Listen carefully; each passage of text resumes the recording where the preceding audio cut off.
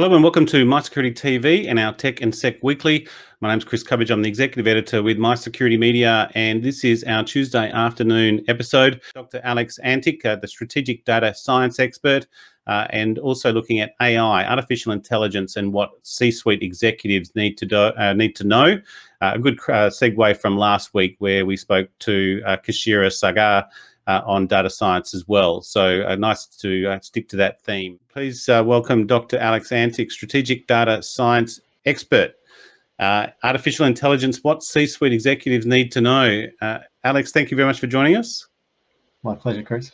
Good on you. And I'll just get rid of that. Data science, it's a great area, and it sounds like you've got not so much the best job in the world. It's not really a real job. You're just a strategic data science thinker, I imagine. So maybe a bit of an overview of what current work you're doing, and hopefully that'll inspire a few of the audience to look more closely at this, and then we'll look at what the executives in the C-suite should be asking of someone like you with your skills. Sure. So the main work I do is, I guess, spread over three areas. One is the consulting arm, working with organizations, both public and private, but also in the startup phase and academia, trying to help them align technology, especially around AI and data science, to their strategic goals. There's also advisory work. It's aligned with that, but also sitting on various advisory boards, helping the C-suite and boards understand how does AI apply to their own space? What are some insights and tips they need to know to be able to develop that capability or scale the capability internally? And how to make sure that they're investing the right, the right thought and the right capability into AI ethics and everything associated with that, which has become big news lately. Yeah. And the third part is really around keynotes, training, things like that. Just going out and speaking. Awareness. Exactly. Awareness and my passion for AI and data science and helping others understand how to get into the field, how to grow their careers, and organizations.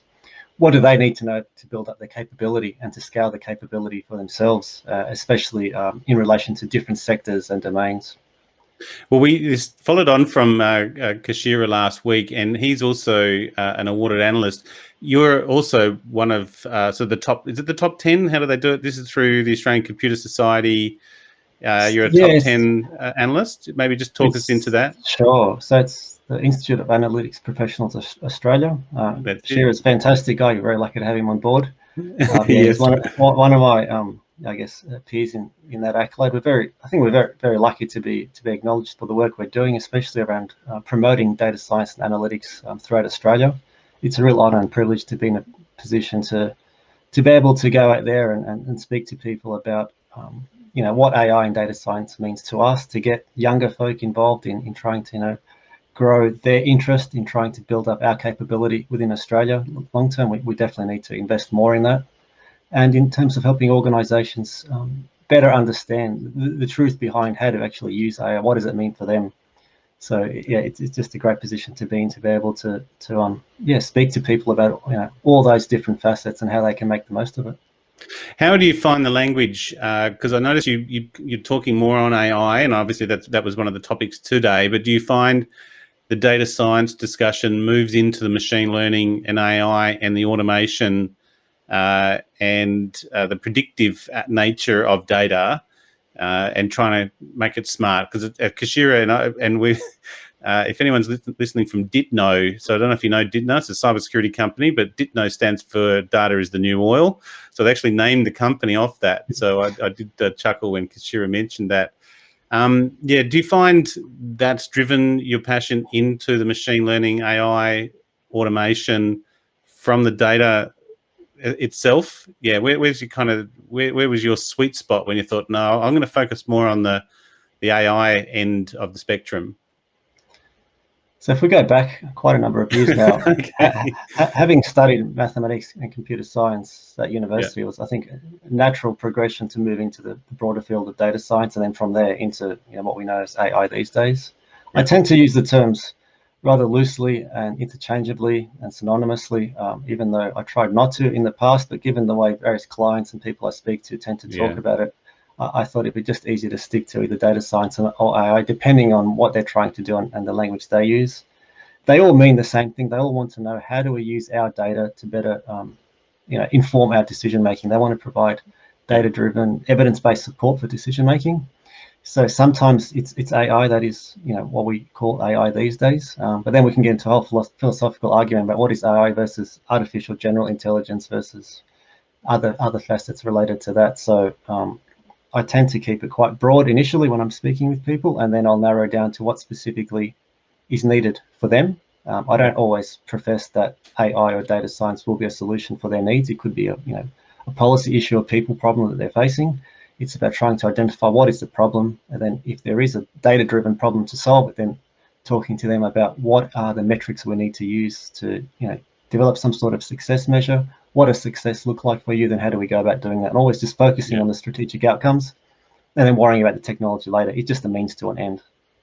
I think that's the other thing, sort of the topic I grabbed, and you've got a list on your website, and we'll put that in the show notes in terms of anyone who wants to reach out to you more directly as well. But what executives need to know, and this is something we touched on with Kashira on the data literacy and being data literate, and why that is important, versus say someone building, like sort of driverless cars, where they're trying to learn how to collect data and how to train an AI-related training. Do you find you're more on the business side? Okay, we're a business, we need to be making decisions better, and we need to kind of get an understanding of where our data is and how we can sort of use it better? Or do you also have projects that are more sort of forward-thinking, where they're applying data science and creating structured data in the data sets as they create it? Where do you find the two?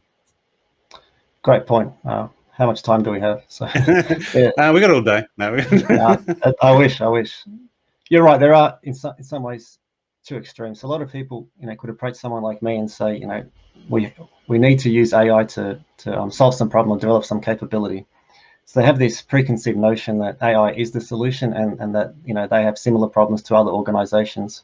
What they don't tend to realize is that AI, in terms of what they're thinking of and how most people use it from the vendor space, say using neural networks or deep learning in some capacity, doesn't necessarily apply to them, because they don't have the huge volumes of data or the needs that, say, a large tech giant will have, and they don't have the, say, capability or infrastructure to support some high-end or deep learning capability, and they don't need it. Sometimes what they need is a relatively simple machine learning or traditional analytical approach to simply automate something they're doing, or to do a classification or a regression or whatever the technology is to drive a certain outcome that they're after. And then they don't also realize typically the state of their data or the state of their capability more broadly. They don't realize that there's lack of connectivity between data from one disparate system to another, a disconnect between what people understand from, say, a business perspective versus a technical perspective. So often I feel like I'm acting like a linchpin, trying to connect people up internally, trying to help them understand what are the business problems, how can technology come and play a role in that, and how to get different people talking. So when people ask me in that case, so what is the definition, your definition of data science or AI?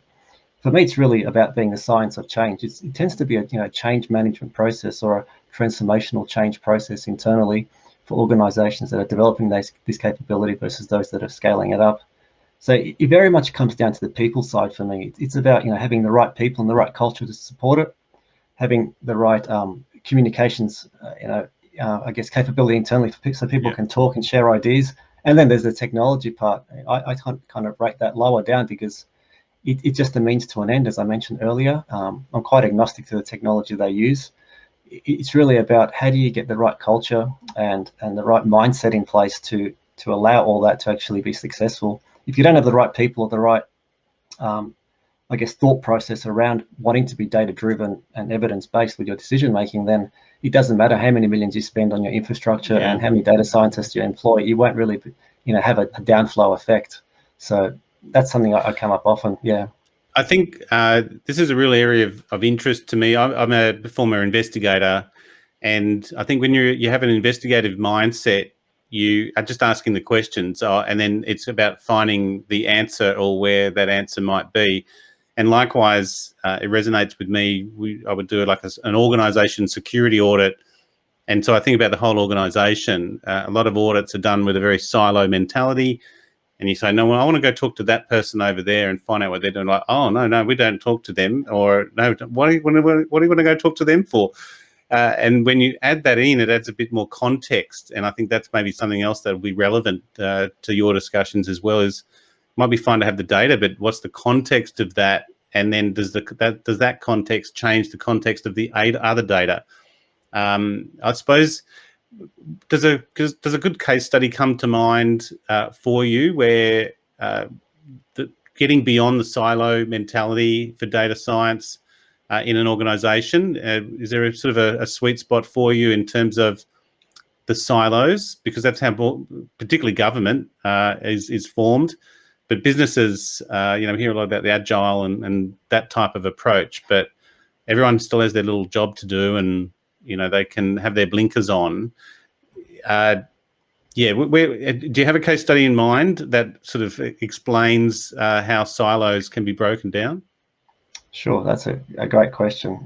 And just touching on something you mentioned earlier, often I find the best thing to do initially is to kind of do a data analytics assessment or maturity assessment to begin with, to understand there you go. what level they're at, and then trying to show them how to progress that and where some rote blockers lie. And a part of that, those blockers tend to be silos or internal barriers. And there was a case recently working with an organization where they really wanted to invest in the capability of AI. They didn't know what specifically, but they're honest and said, look, we think there's elements of AI that can be used to increase our capability, improve efficiencies, and target things we're looking at, such as fraud detection in the space that they work in. Yeah. And I started off by doing an initial assessment, trying to understand who holds different data sets, what are some of the issues around it, say duplicate records, and other inefficiency around how their data was stored and how to get the systems talking together.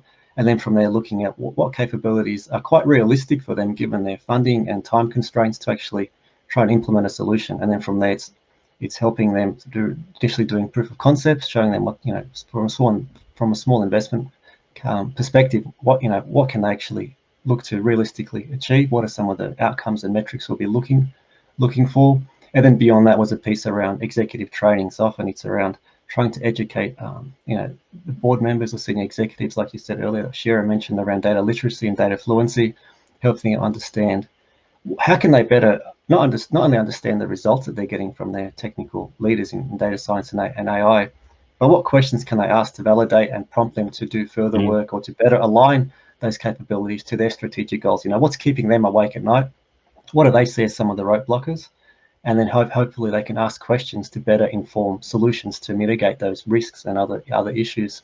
So it's very much about collaborating with people. I always look at it as a collaborative aspect of working with different people, different groups, and really bringing the business and technical worlds together to try and solve overarching problems that are inherent to the whole organization. Because as employees of that organization, they're all after the one goal. They're all trying to serve the one purpose. So it's just about helping people communicate, and being able to speak, both the business language and the technical language really helps in that regard. So it's something, skills I'm always leveraging. Yeah, there's a lot of similarities in your language to cybersecurity as well, and where the two are heading. Again, cybersecurity had to change its language, and sometimes you might sort of stick to certain language based on the audience and the like. But then also getting up to the C-suite. And Kashira touched on that again. Sorry to keep going back to Kashira, but there is similarities there. But he now has a C-suite role. Who do you find is coming to you? Is it obviously much higher than, say, a business analyst, but are you talking to the board and the executives a lot more now? And, you've been around for a little while, so you're seeing that progress, and those questions are getting more sophisticated? Or do you think executives have still got quite some way to go before their literacy improves and gets to a reasonable framework? You're right. There's a lot of variation in some organizations, where they have, say, a CIO or CDO. Their questions to me are much more informed in terms of, we kind of understand broadly what we're trying to do, but we may not have the requisite technical skills. How can you help us build up this capability? How can you help us, influence the rest of the board or the rest of our, senior executives to better understand what we know is true, but we'd like an independent expert to come in and kind of just help help inform them about what is needed to be done in our organization. That could be through a training program or advisory capacity or whatever the need is. On the other hand, you've got organizations which are trying to establish their capability in those positions, but don't really know where to begin. They don't know how to get the right people involved or what infrastructure they should invest in. So it's kind of like, all right, we're starting from effectively a greenfield solution. We know we need to invest in this. Where do we begin? How do we get some independent advice or someone to come in and do just proof of concept or a large scale project sometimes, so we can build up this capability? And I do that in various domains. It could be in the federal government space across like health, in intelligence space, social services in some broader capacity. Could be investment banking, retail. I've done some work in cyber as well. So the questions tend to be quite common across all those organizations, but the maturity level in terms of their understanding of data does vary quite a bit. Some of them are influenced by stuff they've seen online, or they've had a vendor pitch to them, and it can be very one-sided, obviously, and that's understandable. So they try and obtain more of a balanced view, and so they can make up their own mind in terms of where to go next. Yeah, the validation was another key word that you mentioned there, is validating data, and having more than one data source is always another important aspect. How do you find the pipeline at the moment? Because again, maybe bringing back the cybersecurity analogy to where data science is, there must be a lot of opportunity. Are you seeing opportunities there for business, from a startup perspective or a SaaS platform, from yourself or others in the industry, going, wow, this is definitely going to be a bit of a boom period for the next 10 years as this grows? And then the pipeline of data scientists coming through. I mentioned we're working with a data scientist a couple of days a week, just on websites, just pulling in data from an audience and what people are looking at and what's popular. It's once you're on the journey, we'll sort of advocate, once you're on that sort of data journey, the data literacy journey, it's addictive, because there's the next one. You might solve one problem, but then there's the next one, and it's very rewarding. There's sort of three questions there. Sorry, Alex, but first one, the pipeline of data scientists. The second one is the potential business opportunities here for data scientists as they come through. And then obviously the rewards that business people should be looking for from that. So maybe the pipeline, you're formerly ANU as well, right? So you must have some good insights there. From a career perspective, in terms of where the career is going, I think there'll be growth, that's unabated growth in the next 5 to 10 years easily. So when I was head of data science at the ANU, I was seeing a lot of huge interest from students, both so coming from the school level. This is their first degree, they're wanting to learn data science and associated technologies such as software engineering, but also people reskilling, working professionals who want to understand either how do I become a data scientist. I've worked in another field, this is something I'm really interested in, I love problem solving, I love working with data, I want to retrain. Or people that manage these capabilities and say, I've got a few data scientists and software engineers in my team, I want to better understand what they're doing, and so I can be a better leader for them. And that's fantastic to see. So I think the growth will continue in data science and data engineering, software engineering. I think there's going to be a lot more growth in the software engineering part in the next few years. So from a career perspective, I think it's fantastic. I mean, if you like data and working with models and coding, I can't think of a better career to have. But I am biased, obviously. So there's huge potential, and for people to retrain, I think it's a great opportunity to do that. And what about the business and sort of the startup business tools? We talked to Harangi Cybersecurity there, who's come up with a SaaS platform looking at sort of compliance rules. Most we've been working in Azure, and there's the Tableaus, and there's a whole bunch of analytical sort of platforms there. Do you think we're going to see more of those, or those are the fundamental tools that you'll use? And there's not so much the innovation in data science, it's more the data scientists pulling that data and using the tools. Does that make sense in terms of the question? Do you think we're going to see innovation in data science from data scientists? I think so. And I think what will happen is there'll be this continued commoditization of data science and products. So you'll see a lot more, I guess, automation of some of the things that data scientists do. So I think an important area to focus on will be on the human side, the things that you can't easily automate or or programming or hard code in some way. And that's where I think people will be able to add the most value, as more than mundane and rudimentary tasks are automated and created as a service product. I think then the true value in data scientists will be how to ask the right questions, how to then not just solve the problem, which will be a bit more easier with the technology that'll be available, but then how to use those learnings to better inform other questions, and then to kind of develop consistent and responsible end-to-end systems, from data ingestion to model development to productionizing, and then to looking at monitoring the outcome on say society or the end user client. So I think then you sell that. Then you sell the end result of that, don't you? Yeah, right. And I think we've got Cleo Space coming up in a couple of weeks. The space sector. If you're there in Canberra, are you hearing much more about space and the potential data pipeline from space, and how that can be commercialized and commoditized?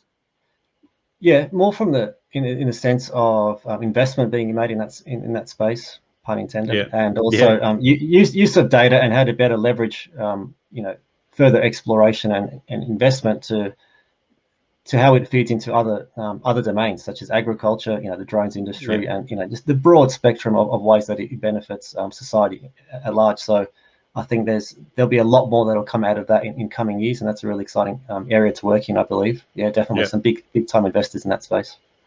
And I suppose let's finish off, given the time, is the point of singularity has been changing around in terms of AI.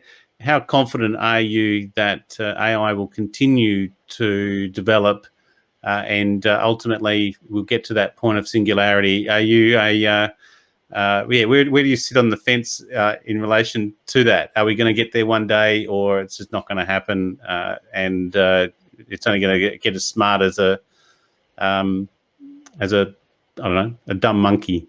That's right. I hope possibly. I'm not entirely convinced at the moment. I think AI, no matter how powerful and awesome it is at the moment, it excels in certain domains. It's very much curve fitting on a large scale, albeit with very, very important implications, especially around image recognition and natural language processing. There's things that it can do that were unforeseen even a year or two ago. Right.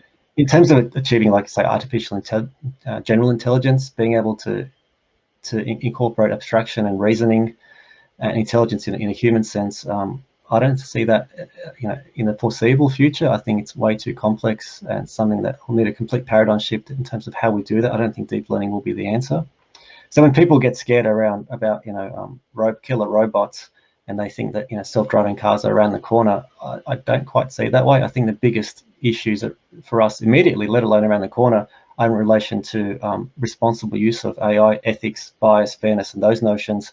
Things that we're at a pivotal point in society and in history to actually try and address those immediately. So I think that's what we need to get on top of, rather than allow AI technology to scale a lot of these ethical and moral issues, and for us to be able to kind of hide behind our moral like objectives in some ways. When people say, oh, AI system, rule to that, he wasn't a human, so you can't blame us as an organization. So I think more effort needs to be placed in AI ethics more broadly. Yeah, there's a lot of research capability there, but unfortunately, I'm always an optimistic pessimist. Unfortunately, so it's not going to take too long before someone's going to, as long as it can be automated, put a gun in its hand and let's automate it. That's how someone's going to eventually think. But it's also that black box of AI as well, where it might be very clever and it might be solving a problem, but we don't know how it's doing it.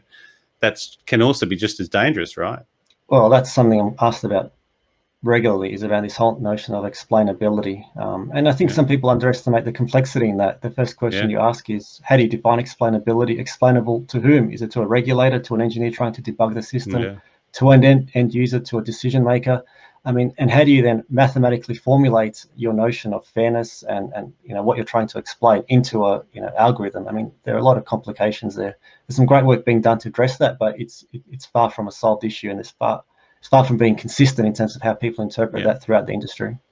And is that what you are intending to do? Is just remain, and I'm just looking at your title here, strategic data science expert. You're happy in, this is a nice spot for you because you can sort of deal with a whole bunch of different cases at the same time, rather than say Kashira, who's using his role as a chief data scientist, a chief data officer. Your role, I'm a consultant, so it sounds like it's a good job to have. Or do you find you're going to sort of focus on one particular area and follow that on? Oh, it's a great question. I mean, I see the merit in having one direct role where you get really deep into an area. Yeah. I guess at this point in my career, having worked in different industries across financial services, government, academia, I'm really enjoying the flexibility of what I do and being able to jump in and help people from different domains and continually learn myself. I love that flexibility and variety in my work. And one day could be, delivering a training course. Another day I'm sitting on an advisory board speaking, to someone about explainability or ethics, with my peers. And then some other day could be, consulting on some large project with some, huge complexities that are, fascinating and challenging for me. So for now, I'm enjoying that. I'm making the most of that, but we'll see where the future takes us. Yeah, I think, well, good luck to you. And you present very well as well, Alex. So when I saw your profile, I thought we've got to at least reach out to you.